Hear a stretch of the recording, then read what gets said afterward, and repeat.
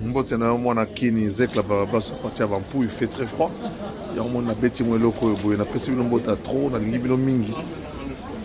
Moi ka na cadre ka ya yo yibi oye mikilo tambola na balabala pe mindele baza 1000 mindele mo piko tambola yo mo saka eloko.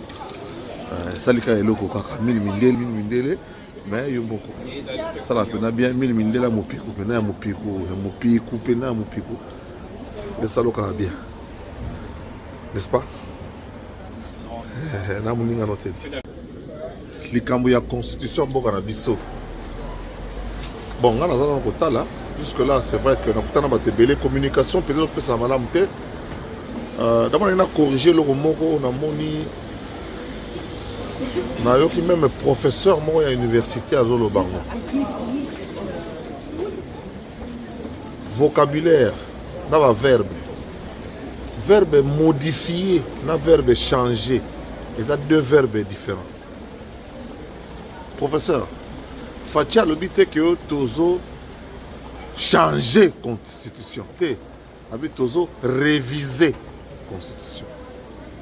Première année. Révision, et ça, changer, et ça, changement. Donc, dans le domaine nyonso. Domaine Yamoutuka. Réviser un moteur ne veut pas dire que bazo changer moteur te bazo bande la kolongo la biloko misusu oyo ezo sala ke moteur epesa bien te donc ba tiana biloko musu ya sika pour moteur zonga ya sika ba réviser yango et comme ya sika changer moteur ça donc bolongo li boke na bokei na kimpwanza qui bozu moteur sika botie on a changer. Fatia lobi te que azo changer constitution. Fatia lobi azo réviser constitution. Donc, moi c'est ta révision moteur. Réviser cours nanda, so ça la révision cours ya cours nanda. Professeur ça la révision. Et ça cours musu ya sikate, et ça cours bosi bo monaki boye sikoyo pour kota bino bien. C'est ça la révision. Donc la constitution ne sera pas changée, elle sera révisée. Deuxième élément. Balobite que dans la DP Moutoumoko Boye Golubana TV Belé, Alabio Kossosa ya rebelle. Encore une fois, à terme. Balobi révision T. Balobi constitution, ça dit ya belligérant. Oh, c'est ça ma casse. Professeur, belligérant et sa rebelle. Parce que parmi les belligérants, il y avait aussi le gouvernement central, le gouvernement en place, le gouvernement légal. Le pays était divisé en 2 ou en 4 morceaux. Toute la partie est avec la rébellion, RCD, tous les Rwandais qui étaient là, et l'autre partie qui était la partie gouvernementale. Naba Obazaki Libanda, opposition extra, Obazaki non armée. Bayokani Baké en Afrique du Sud, donc parti gouvernement, parti rébellion RCD, parti bateau Bazaki na rébellion te opposant, Oyazanga Minduki UDPS, Bangonde Basali constitution. La constitution est une constitution des belligérants auxquels on a ajouté d'autres personnes qui ne se battaient pas. On n'a pas dit que c'est la condition des rebelles. Correction, ce soit moi. Donc, n'amenez pas la confusion dans la tête de nos enfants. N'amenez pas la confusion. La constitution n'est pas une constitution des rebelles, mais c'est une constitution des belligérants, des gens qui se battent pour le pouvoir. Gouvernement central avec Kabila, Tozobunda, pour garder tout le pouvoir. Les rebelles, ils ont remplacé. Tout ça, la constitution en 2004. Tout adopté en 2004. En 2006, tu as publié en gros. Donc, c'est la constitution des belligérants. Ça, c'est un. Et pas des rebelles. Professeur n'a corrigé. Deuxième chose, réviser n'est pas égal à changer. Changer, c'est qu'on changer il s'agit de la révision, c'est-à-dire de la modification. C'est-à-dire l'adaptation. Exemple, la constitution est belligérant balobi boy. Congo a kotika mabeli na yena pour bamboka mususu. Vous habitez? Faut réviser parti wana. Comment Congo a kotika mabeli na ye na bato mususu. Deuxième eloko. La nationalité congolaise est une excuse. C'est-à-dire que les Congolais ne sont pas comme Belges, comme Français, comme Australiens. Aza sous la drogue, la Congolais. Aza Congolais parce que l'irrévocabilité de la nationalité congolaise. Donc, vous avez des Congolais qui sont Congolais, à toi comme Français, à toi comme Belge, à toi comme Américain. On doit reconnaître les Congolais. Voilà les choses qu'on va réviser. Il n'y a pas de modèle. Révision, c'est le nombre de mandats. Est-ce qu'il y a un mandat mi-balé? Mandat, est-ce qu'il y a un mandat mi-balé? Révision, c'est le Bénin. Autrement, un mandat mi-balé, mais il y a comme 7 ans. Voilà la révision. Mandat mi-balé. Donc, troisième mandat exact. Mandat mi-balé. Mais on est à 5 ans et ça dit 7 ans. Voilà la révision. Ah. Réviser, il faut ça là. Réviser, il faut ça là. Il faut réviser ça là. Il faut réviser. Mais belé, il faut réviser. Il faut changer. Il faut réviser. Mais ouais.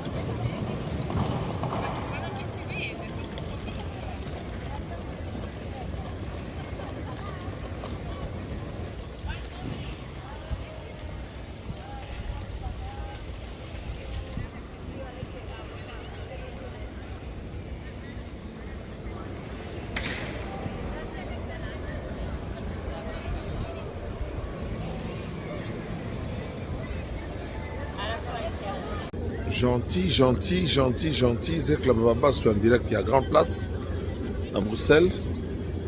Oh, d'ailleurs, par nostalgie, kaka. Nakomina, tembe, nakokamwa, nakomina, tembe. Donc, c'est la grande place de Belgique. Place où on va célébrer la victoire, Nyon surtout. Il y a l'équipe Nabango, il y a le champion Nabango, il y a l'indépendance. Donc, ceux qui sont salami, tous les Bruxellois. Belgique, mon pays, qui est Bayaka Awa. Grand place. On va faire visiter Bana. Bana, on va faire la province. On va faire Bazali, la nationalité, c'est belé. Ils ont facilité à filmer Nengo Lingi. Filmer Nengo Lingi. Je crois que vous avez le sujet Oyo. Le ministre Pambia a rechappé pour. Na Congo, ils ont filmé Yakawa. Et là, on peut tourisme, on a sécurité, côté on va filmer, on va filmer à l'aise. Mali Linde, pardon, faut que ma casse. Zala ma casse na Mali. Photo et qui zongi. Je sais pas là.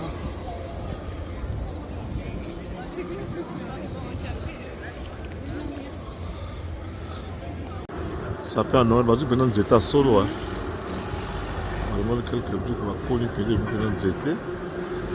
Ça peut en Noël essayer déjà. On va dire que ça place Jésus. Je pense qu'on va retirer enfant Jésus. Enfant Jésus aux Anakatiara. On va voir travailler, on va passer à Mickey. Donc d'ici le 25 décembre, nous allons donc réveillon Awa. C'est dans la culture et dans l'éducation chrétienne que reçoivent les Belges. Donc voilà. Il faut dire que ça, la boîte pour avoir encore un abisso. C'est beau ici. La grande place. On est à 1697. D'accord, on a 1697. C'est pas hier, hein? On va combien, non? 1697. Combien de siècles? Mais ça debout. Donc, maintenant, nous sommes presque la même période. Hein?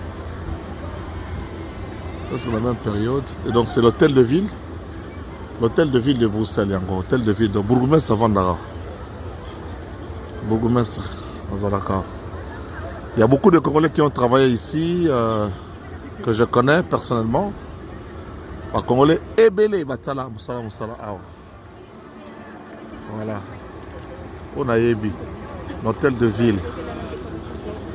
Hôtel de ville. Et puis kuna ils ont musée là bas il y a bière. Ma bière artisanale hein, donc ça dit quoi ba lungui là, ba munkoyo, ba kibuku, ba lotoko. Ma bière masanga na bango. Vous savez toko ça l'appelle musée na biso ba bière na biso. Bazo boya biso mais ya bango to ndi mandeni. Voilà. L'hôtel de ville. Ma bureau va beaucoup mettre ça likolo kuna maison de brasseurs, restaurant mune les likolo na sina liawana. Dans Mokonzi moko ya biso Congo. Oh ça mena 1600 année anno 1698. On va tonganda ko tireza. Donc comme je disais pendant ça va presque la même période. Donc j'avais raison. Avec un pacte dans l'idéologie toujours. Faut se pas monter. Pour monter aujourd'hui, c'est comme un libanga. On dit matin que ça. Il fait 0 degré. 0 degré. C'est quoi 0 degré. Ressenti moins 1. T'as là-bas autant dans la grande place. Donc, il pique à battre. On a besoin de pour autant pour la maman. Il pique à battre. Chaque jour. Bazoya a pour autant pour la car, guide, bazali, batouti, bamboka. Photo et que zongi. Photo et que zongi. Photo et que zongi. Photo et qui est zong. Soroye Belgique, Soro comme à Bruxelles, tout n'a plus grand place, voilà que ça yo. Parce que c'est quand même important qu'on comme place comme on en haut. Toza bien sûr na atomium na biso et ça na en Congo. Mais toza pe na place au grand place qu'il faut venir, bah charrette les allées encore louer 30 minutes 70 € pour le mariage, na c'est bon monyango. Beaucoup matériellement charrette yo. Voilà, 30 minutes pour foutre 70 €. Voilà, maximum 5 personnes. Batam aussi bien dans la grande place, au tamboli partout, au moni. Mboka ndenge ezali. Les aba idée. Les aba idée. Otoko call s'appelle chez Bisson ndenge mo boy. Un modèle mo boy. Ya makam.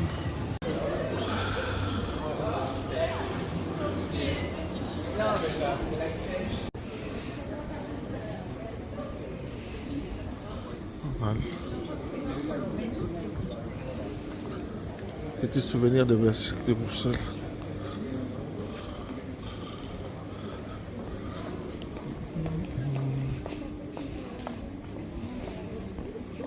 Bruxelles, tout ça.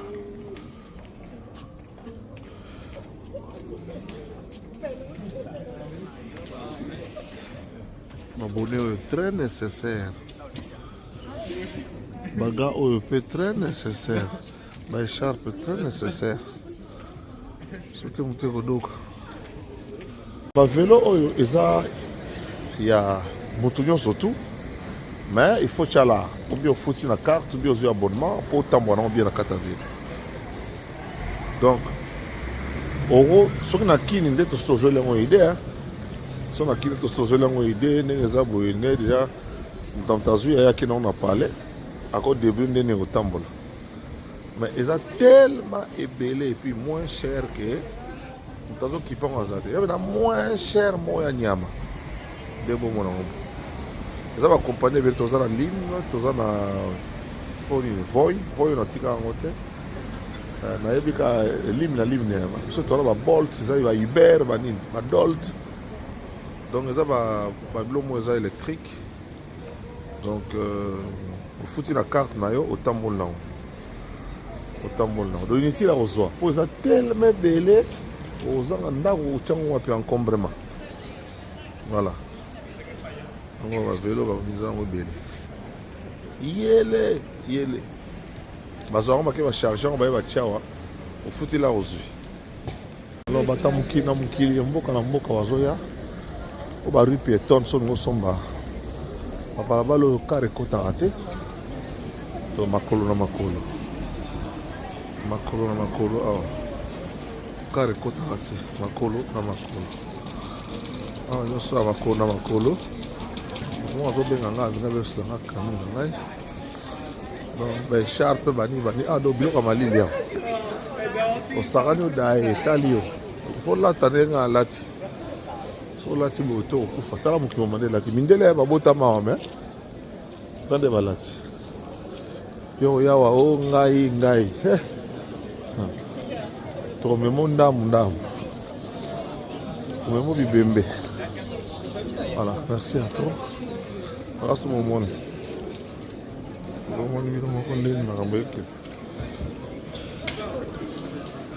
Voilà.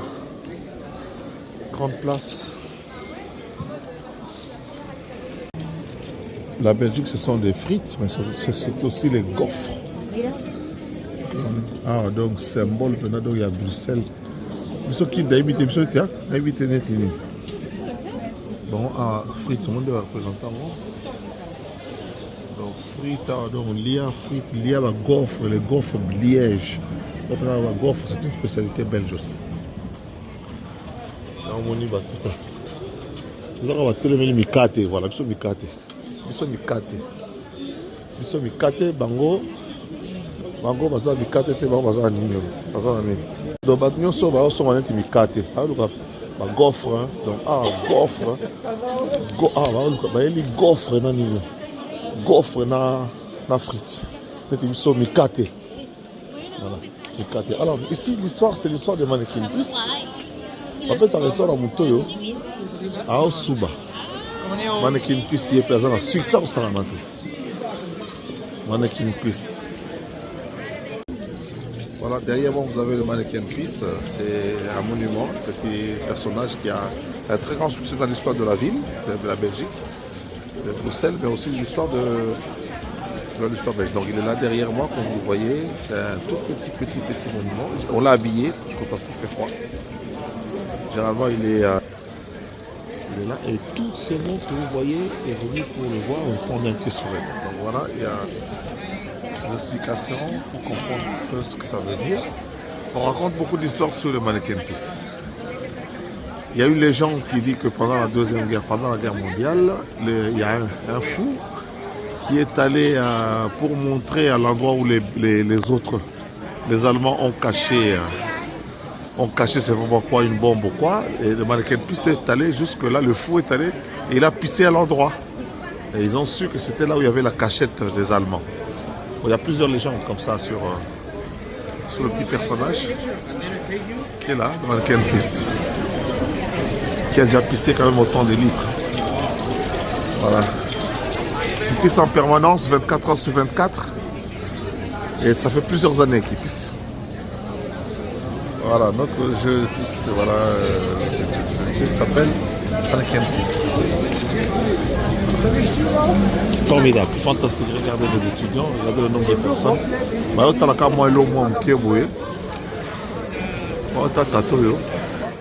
Il y a des Souba en fait. Alors je vais vous parler de la rue, Balabala Oyo Toza, et ça Balabala Mounene, donc Awa. Toda frites na gaufre, donc ça est là au Mounene, donc je vais Mikate. Mikate, donc Batouya, on lit Mikate, partout, on lit Mikate Awa. Gaufre na Mikate. C'est formidable, vous voyez. On dirait Namo Mutumuindo, hein, on dirait. On dirait mille mindele Namo Mutumuindo, hein. C'est pas comme on est pas que dans Namo Mutumuindo, on a pas mal de la Mannequin Peace. Le Mannequin Peace, c'est derrière la grande place, comme notre grande place, donc c'est formidable. On prend des photos et tout, comme je vous disais, la Belgique c'est le symbole de frites et gaufres. Voilà, n'hésitez pas de venir chercher le Mannequin Peace et de le voir. Aujourd'hui il est habillé, généralement il n'est pas habillé. Gaufres et frites belges. Voilà, gaufres et frites. C'est ce que on mange beaucoup ici. Et là bien entendu, vous voyez, dans toutes les variantes. C'est ça qu'on a mikate, c'est que on a variante surtout. Mikate ngai, mikate en pilipili, mikate en mwamba, doyomoka. Parce qu'on dit que les frites sont une spécialité belge. Les gaufres aussi, vous voyez, ça ce sont des gaufres. Les gaufres assortis donc dans tous leurs états avec tout. La modèle. Donc, bisopé, gaufre, les gens mikate. pour la culture quinoise en fait. On va comparer ça à ça. Regardez les frites. Nous sommes au Liam. Donc les gens viennent pour manger les frites. Les frites en Belgique, ils appellent donc les corps ratés. Voilà. Donc c'est les frites. On ne peut pas. Des gens viennent par milliers pour les gaufres et les frites et pour le mannequin puce. Vous voyez? Tout ça là. Ils ont un mikate. Donc mikate penda, mikate na mikate. Il y a caso pompé pour ça la pompage. Après ces punitions étudiants. Dans le froid. Waouh. Quelle idée. Donc 1000 les éclats et mots. Et là, n'importe où l'air mon temple là, yomo mon tout window, mais ça dit bien. Dans la bouquille, là, dans la batte, là, nous sommes toi. Du bon écoute nga mali no. Du bon écoute nga. Alors on est local joueur à qui dans ce qu'on s'appelle bon moni ba frites, bon moni ba gaufre, bon moni peut mannequin pisse. Parce que le mi aspect. Parce que le mi aspect danger. À suivre. Bozoba ya pote bandi malili ya kosakana tala ndenge glace esali déjà. Yai.